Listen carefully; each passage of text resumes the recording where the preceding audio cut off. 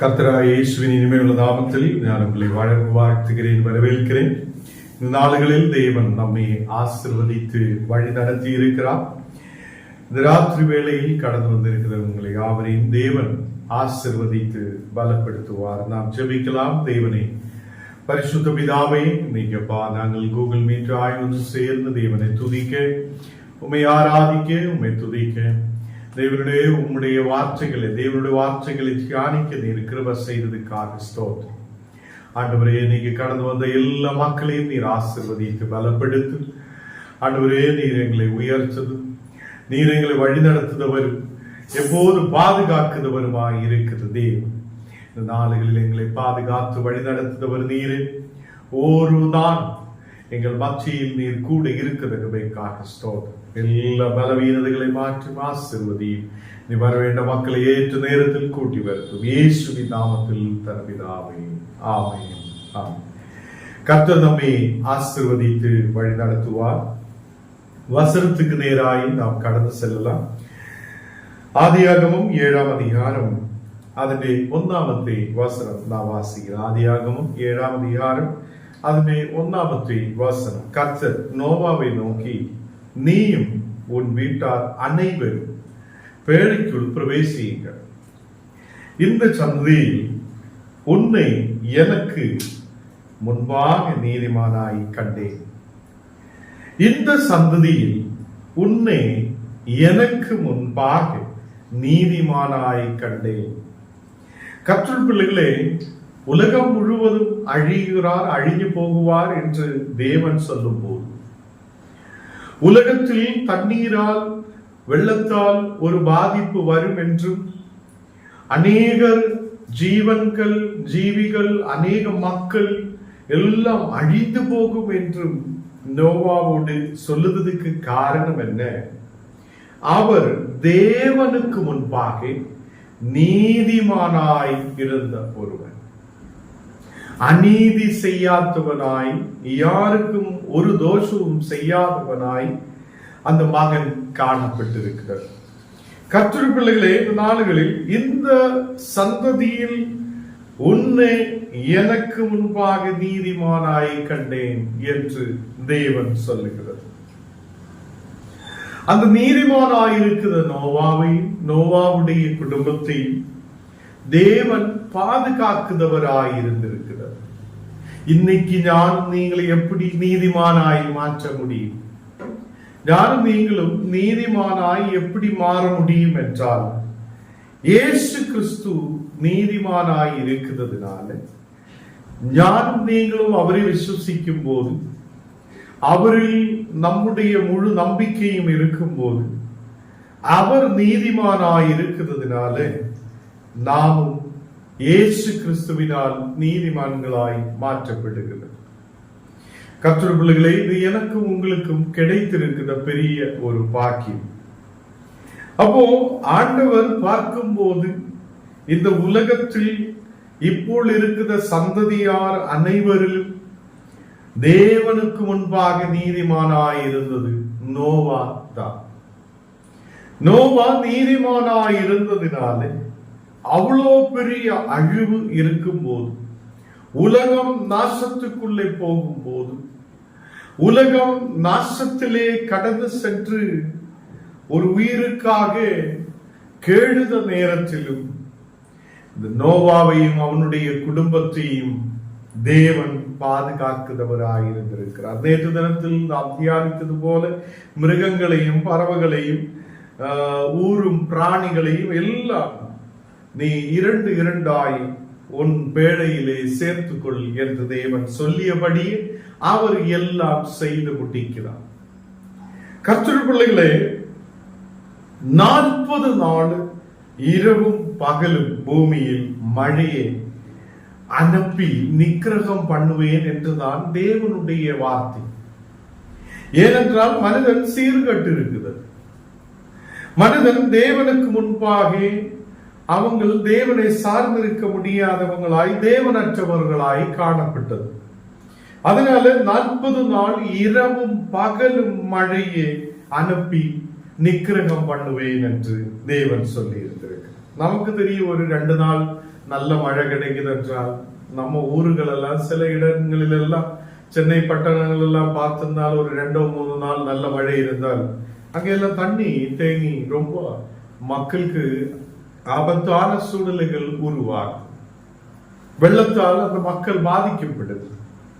இது 40 நாளுகள் இரவும் பகலும் அவர் அந்த தேசத்தில் மழையை அனுப்பி அங்கே உள்ள சகல மரங்களையும் ஜீவன்களையும் அங்கே இருக்கிற மனிதர்களையும் நிக்கிரகம் பண்ணுவேன் என்று நோவாவோடு சொல்லி இருந்திருக்கிறார்.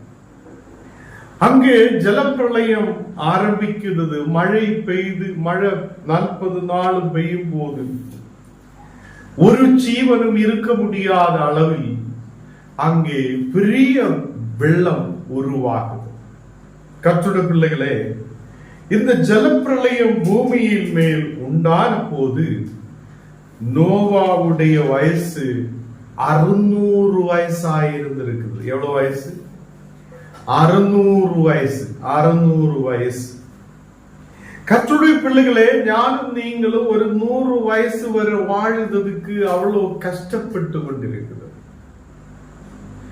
அவ்வளவு கண்ணீரும் பலவீனமும் பிரச்சனையும் கவலையும் வியாதியும் எல்லாம் நம்மளே தாக்கி ஒரு 50, 60, 70 வரைக்கும் போவதே ரொம்ப கஷ்டமா இருக்கிற இந்த நாடுகளில் நீதிமானாயிருந்த நோவா 600 வருஷத்துக்கு மேலே அவர் அங்கே இருக்கிறதை நாம் பார்க்கிறார். கர்த்தருடைய பிள்ளைகளே, ஜலப்பிரளயம் பூமியின் மேல் உண்டான போது நோவா 600 வயசாயிருந்திருக்கிறது. அவ்வளோ உயிரை கொடுத்து பாதுகாக்க தேவன் உண்மையுள்ளவர் என்று இங்கே வேதம் சொல்லுது. நாம் தேவனுக்கு முன்பாக அவருடைய கட்டளைக்கு நாம் செவி கொடுக்காதவங்களாய் காணப்படுது. நான் சில பேருக்கு சொல்லுவோம், நமக்கு ஒரு 2 நாள் உட்கார்ந்து ஜெபிக்கலாம் என்று சொல்லியா ஆளே காண. நிறைய பேருக்கிட்ட சொல்லி இருக்கு, நமக்கு 2 நாள் உட்கார்ந்து காலையில இருந்து சாயங்காலம் வரை 2 நாள் கீபோர்ட் ஜெபிக்கலாம் என்று சொல்லியா ஒரு 10 நாளத்தைக்கு அந்த ஆளு வரவே வராது. இந்த நாடுகளில் நமக்கு தேவனோடு கூட இருக்க நாம் நேரத்தை பார்க்கிறது. எவ்வளவு நேரம் ஆகுது? அதே நேரத்தில் சினிமா பார்க்கிறதுக்கு நேரம் பார்க்க மாட்டேன். சிரிச்சு சிரிச்சு பார்த்துட்டே இருக்கும். சீரியல் பார்க்கணுமா, அழுதி எழுதி பார்த்துட்டே இருக்கும். நமக்கு தேவனோடு கூட இருக்க நேரம் இல்லை, விருப்பமும் இல்லை, மனசு அதுக்கு ஒத்து வருவது இல்லை. அன்னைக்கு டிவி கிடையாது, ரேடியோ கிடையாது, அன்னைக்கு எந்த மொபைலும் கிடையாது, நெட்டும் கிடையாது. 600 வருஷம் அந்த மனிதன் அங்கே ஆண்டவரோடு கூட பயத்தோடு பக்தியோடு இருக்குது. இன்னைக்கு நமக்கு எல்லாம் இருக்குது என்றால் கூட நமக்கு தேவனோடு கூட ஆயிருக்கே அவருடைய கட்டளைகளை பின்பற்ற நமக்கு முடியாதவராய் நாம் காணப்படுகிறோம்.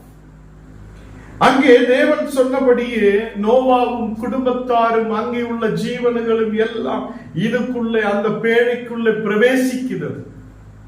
தேவன் சொன்ன எல்லா கட்டளைகளையும் அவர் கேட்டு அதன்படி செய்தவராய் காணப்பட்டது. அந்த ஜலப்பிரளயம் பூமியின் மேல் வரும்போது அவர் 600 வயசுள்ளவராய் காணப்பட்டது. கர்த்தருடைய பிள்ளைகளே, 10வது வசனம் வாசிக்கும் போது, ஆதியாகமம் 7ஆம் அதிகாரம் அதனுடைய 10வது வசனம் வாசிக்கும் போது, 7 நாள் கழியும் போது பூமியின் மேல் ஜலப்பிரளயம் உண்டாயிற்று.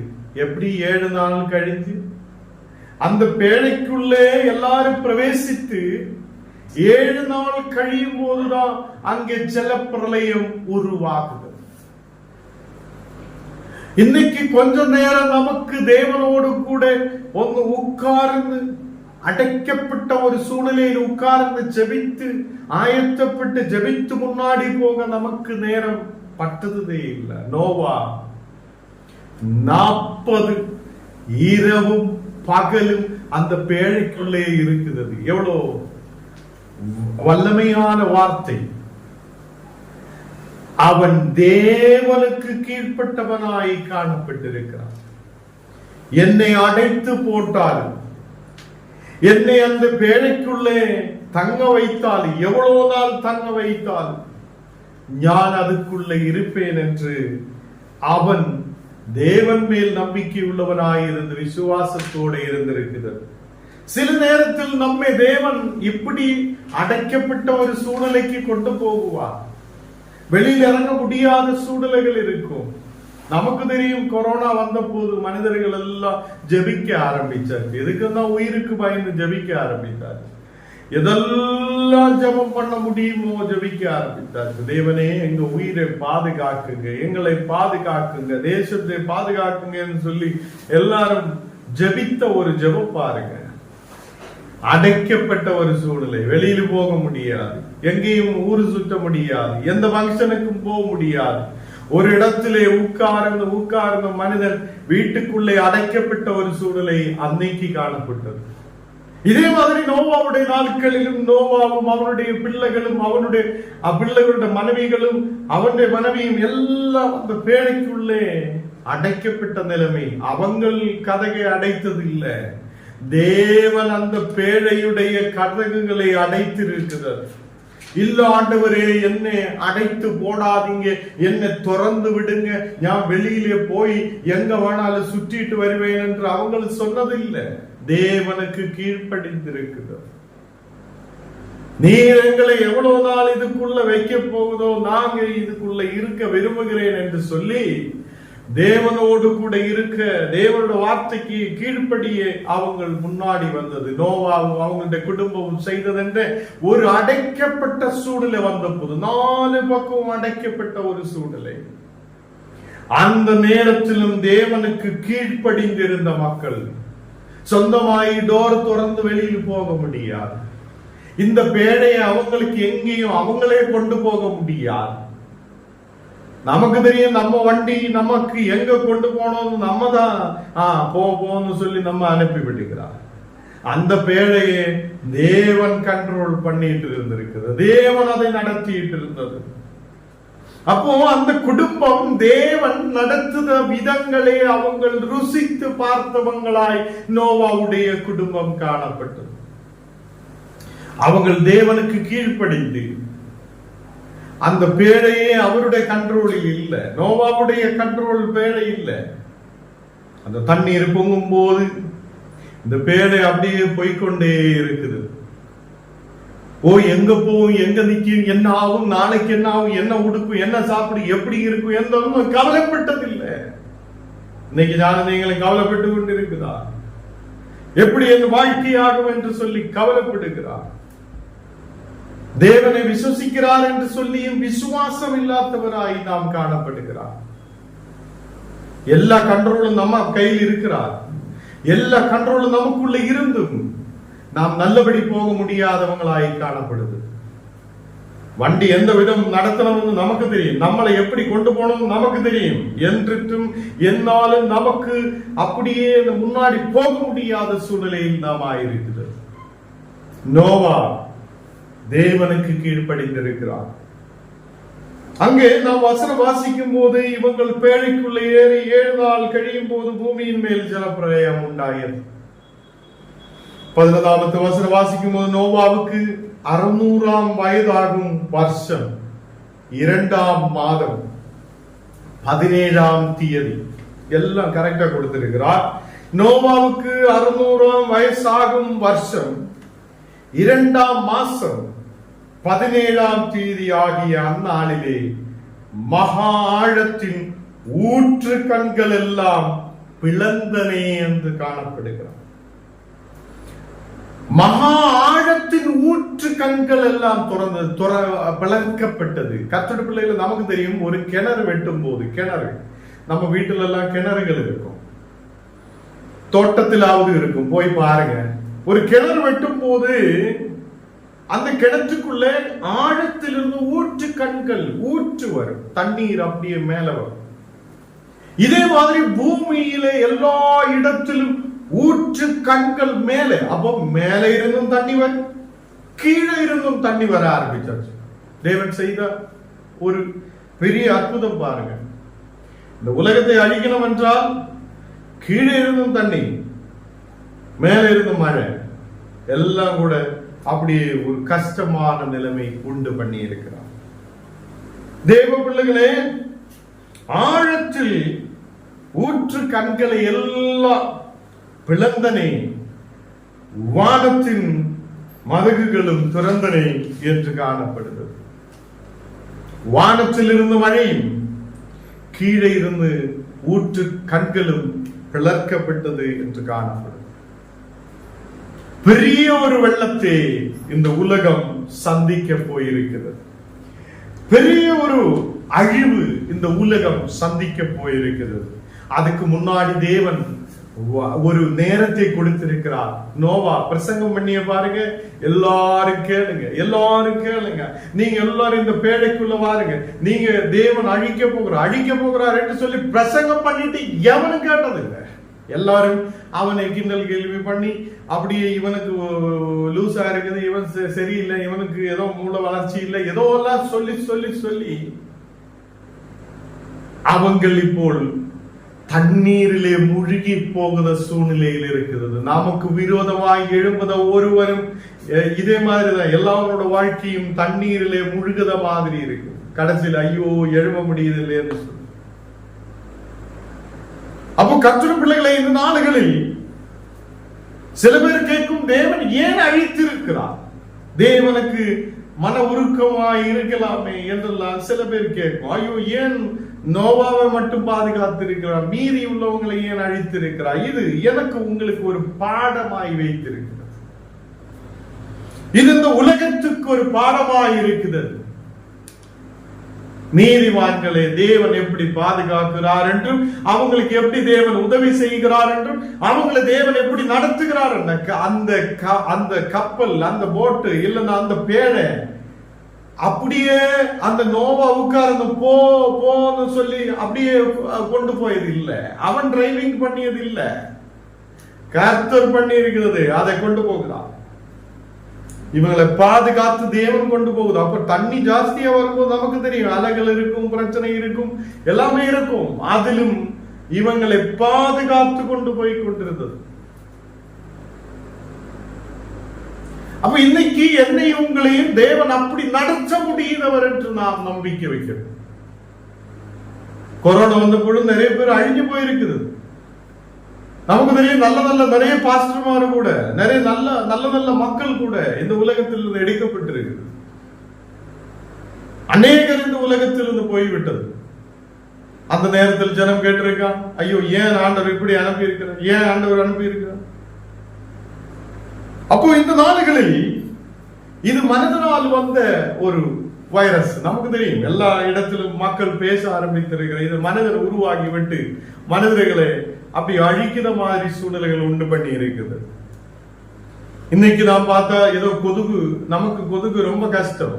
இவன் அங்க எங்கேயோ வெளிநாட்டில் இருந்து கொதுகை உருவாக்குறார் என்று சொல்லுகிறார். உருவாக்கி அப்படியே அனுப்புகிறார். அப்ப இன்னைக்கு மனிதன் ஓரோ இடத்திலும் அவனவன் மக்களை எப்படி அழிக்கலாம், மக்களை எப்படி சாகடிக்கலாம் என்று சொல்லி இன்னைக்கு அநேகம் காரியங்கள் செய்யும் போதும், உலகமே சமாதானம் இல்லாத கடந்து செல்லும் போதும், நாம் நம்மை நடத்துத தேவனை நம்பிக்கை வைக்கட்டும். நோவாவை நடத்தின தேவன், நோவாவையும் குடும்பத்தையும் பாதுகாத்த தேவன் இன்றைக்கு உன்னையும் என்னையும் பாதுகாக்க வல்லமை உள்ளவர் என்று நாம் விசுவசிக்கிறோம். 13வது வசனம் வாசிக்கும் போது, அன்றைய தினமே நோவாவும் நோவாவுடைய குமாரனாகிய சேமும் காமும் யாபேத்தும் அவனுடைய கூட நோவாவின் மனைவியும் அவன் குமாரன் 3 மனைவிகளும் பேழைக்குள் பிரவேசித்தார்கள். நமக்கு தெரியும், இந்த குடும்பம் முழுவதும் பேழைக்குள் பிரவேசித்தார்கள். மீதி ஜனம் முழுவதும் அப்படியே இருக்குது. 40 நாள் இரவும் பகலும் பூமியின் மேல் பெருமழை பெய்தது. அப்போ கர்த்தருடைய பிள்ளைகளே, இந்த பெருமழை வரும் என்று முன்னாடியே சொல்லி இருக்கிறது. தேவன் நேரத்தை கொடுத்திருக்கிறது. தேவன் நீ தப்பித்து இந்த பேழைக்குள்ள ஏறு என்று சொல்லி இருக்கிறது. இந்த நாளுகளில் எனக்கும் உங்களுக்கும் நேரத்தை கர்த்தர் எப்பொழுதும் கொடுத்திருக்கிறது. கடைசி நாள் வரப்போகிறார், ஒரு அழிவு சந்திக்க போகிறார். அதுக்கு முன்னாடி ஆயத்தமாகுங்க, ஆயத்தமாகுங்க, ஆயத்தமாகுங்க சொல்லி எல்லாரும் பேசிக் கொண்டிருக்கிறது. வசனம் சொல்லப்படுது. நம்ம சொல்லும் ஏதோ சும்மா சொல்லிட்டு இருக்கிறான்னு நம்ம மக்களும் சொல்லிட்டு இருக்கிறார். இதெல்லாம் சும்மா நடக்கிறார், சும்மாவே ஏதோ சொல்லுகிறார், சும்மாவே வசனம் சொல்லுகிறார் என்று மக்கள் சொல்லிக் கொண்டிருக்கும். அந்த நாடுகளில் தண்ணீர் பெருகும் போது மக்கள் எங்களுக்காக தரங்க, கொஞ்சம் எங்களை காப்பாத்துங்க, எங்களை காப்பாத்துங்கன்னு சொல்லிய கூட தேவன் கதகை அடைத்திருக்கிறது. நம்ம நாட்களில் வருது நாடுகளில் இனி பிரசங்கம் கேட்க முடியாத சூழ்நிலை வரும், வசனம் கேட்க முடியாத சூழ்நிலை வரும். வரப்போகிற நாடுகளில் ஜப கூட்டங்கள் நடத்த முடியாத சூழ்நிலைகள் வரும். இப்போ அங்க நடக்குது. இப்படி ஒரு சூழலை வருவதற்கு முன்னாடியே நாம் ரட்சிக்கப்பட்ட தேவனோடு கூட சேர்ந்திருக்கிற பிள்ளைகளாய், ஜெபிக்கிற பிள்ளைகளாய் நாம் காணப்படும். அன்றைக்கு வசனத்துக்காக வாஞ்சையோடு ஓடு, எனக்கு கேட்கலாமே எங்காவது கிடைக்குமா, எங்காவது ஜெபம் கிடைக்குமான்னு சொல்லி ஓடும் போது கிடைக்காது. இன்னைக்கு உங்க வீட்டுக்குள்ளே ஊழியக்கார கடந்து வருகிறது. பயன்படுத்த முடியாது இருக்குது அநேக மக்கள்.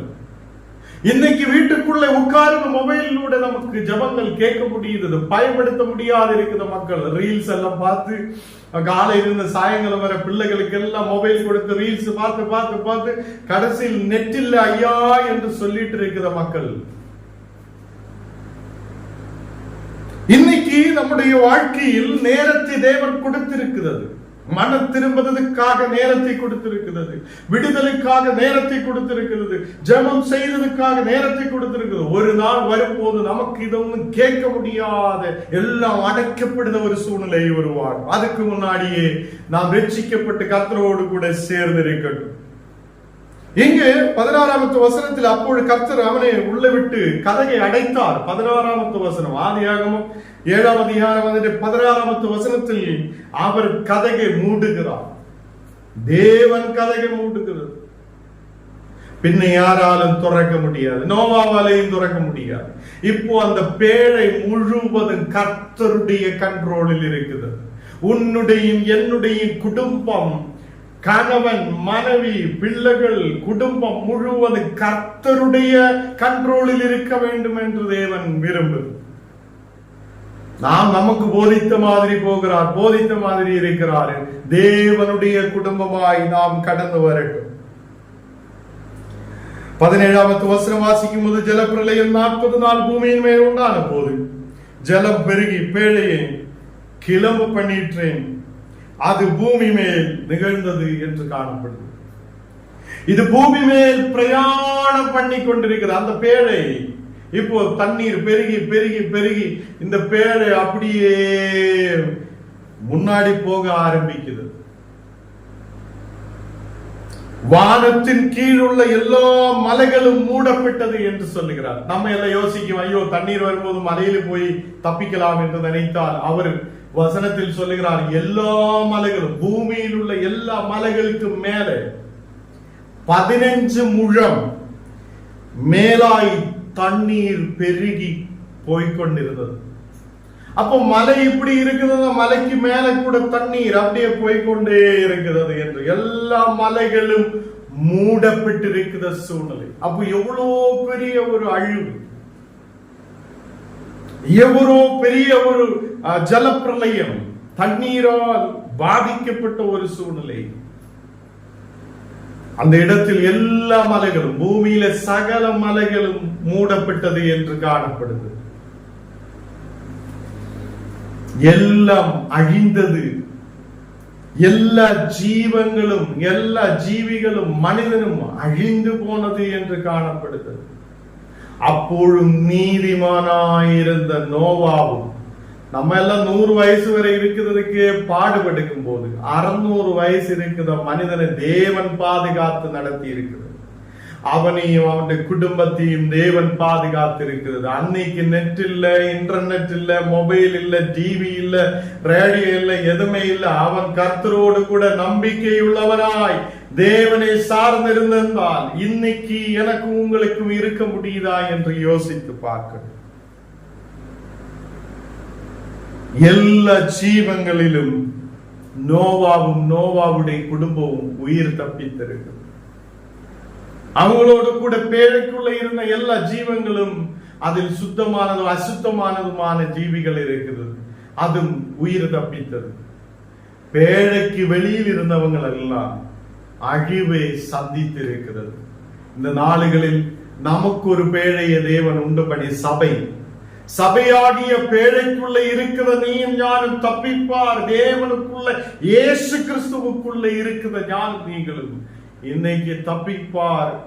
நமக்கு ஒரு விடுதல் உண்டு, நம்மை தேவன் விடுவிப்பார் என்ற நம்பிக்கையோடு நாம் முன்னாடி கடந்து செல்லட்டும். அவர் நம்மை நடத்துவார். நாம் எல்லாரும் கண்ணுகளை மூடலாம், ஜெபிக்கலாம். தேவனே பரிசுத்த பிதாவே, இந்த ராத்திரி வேளையிலப்பா உம்முடைய உயிருள்ள வசனங்கள் நீர் எங்களோடு பேசி இருக்கிறதுக்காக ஸ்தோத்திரம்.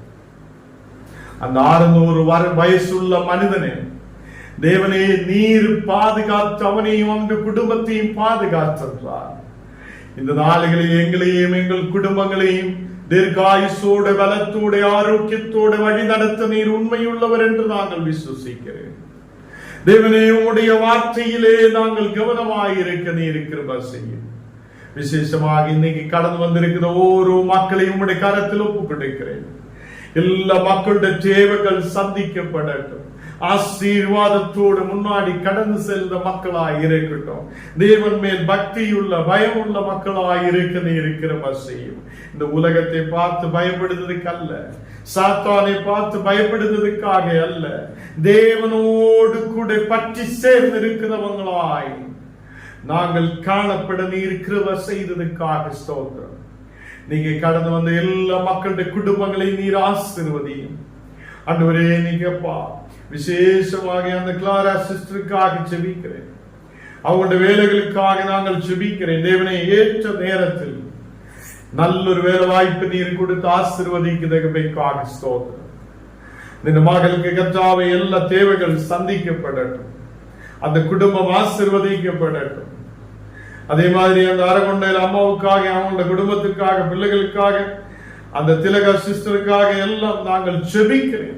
அவங்களுக்கு குடும்பம் ஆசீர்வதிக்கப்படட்டும்.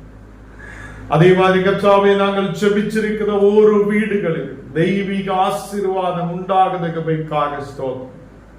இந்த நாளுகளில் விசேஷமாக சுவாதிக்காக ஜெபிக்கிறேன். இந்த மகளை நீர் ஆசீர்வதித்து பலப்படுத்தும்.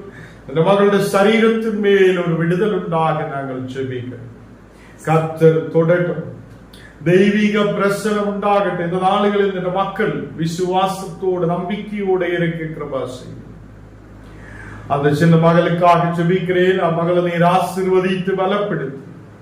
விசுவாசத்தில் பலப்பட ஆசீர்வாதத்தோடு இருக்க குடும்பம் ஆசீர்வதிக்கப்பட நீர் கிருபை செய்யும். பள்ளிப்பேட்டில் இருக்கிற சசி சிஸ்டருக்காக, குடும்பத்துக்காக நாங்கள் ஜெபிக்கிறேன். அந்த மக்களை நீர் ஆசீர்வதித்து பலப்படுத்து.